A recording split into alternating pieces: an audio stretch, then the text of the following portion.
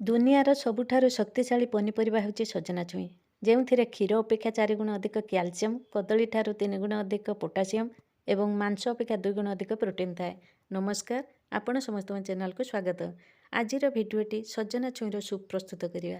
एथिपाई मु 4टी सजना छुई नेछि ताको काटी धुई परिष्कार कर देइछि। गोटे बिलाती नेछि, अधा पियाज नेछि, 1 इंच अदा, 5 रु 6 कुला रसुण नेछि, हळदी गुंड गोटे पिंच, लुण स्वाद अनुसार 1 चामच गोलमरिच गुंड आउ 1 चामच जीरा गुंड नहीं। प्रथमे काटिक रखि परिबा आ मसला को प्रेसर देदेबा। 1 कप पानी दे प्रेसर ढांकुणी देदेबा 3टी हुइसिल आसिया पर्यंत। 3टी हुइसिल पर प्रेसर को ठंडा करनी तार ढांकुणी बाहर करनबा। सिझाइथिबा परिबा आ तार पानी की अलगा करिबा पई छांकी नबा। तापरे मसला को अलगा आ सजना छुई को अलगा करि नबा। सजना छुई को फटाई ता मध्य रे थिबा सस बाहर करि नबा। सजना छुई खाइले आम शरीर रे इम्यूनिटी बढ़ी थाए।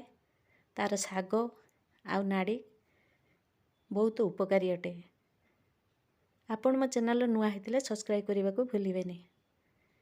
सिझा बिलाती अदा रसुण आउ सजना छुईर सौंस को मिक्सचर जार दे बाटी नवा। तापर यही सूप को छुंक दवा। गैस रे को प्यान बसैबा। प्यान गरम होला परे आधा चामच घी गरम करिबा। आपण घी बदलले बटर बा तेल यूज करि परिबे। 1 चामच जीरा, 1 पिंच जुआणी फुटाई नवा।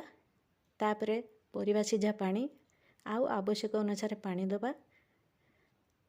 ग्राइंडिंग पेस्ट दे भल भाबे गुळाई नवा। आमर सूप फुटी गला परे आधा चामच कला लुण, गोलमरिच गुंड, जीरा गुंड आ धनिया पत्र दे गुळाई नवा। लेंबू रस सहित ये सूप पीले बहुत भल लागिवो। आम शरीर पाई बहुत उपकारी अटे। आमर सूप प्रस्तुत हो जाइए। परसिबा पाई ता बाढ़ी दबा। आउ एक नुआ वीडियो नहीं आसिले आपण सहित मोर साक्षात हेबो। नमस्कार, धन्यवाद।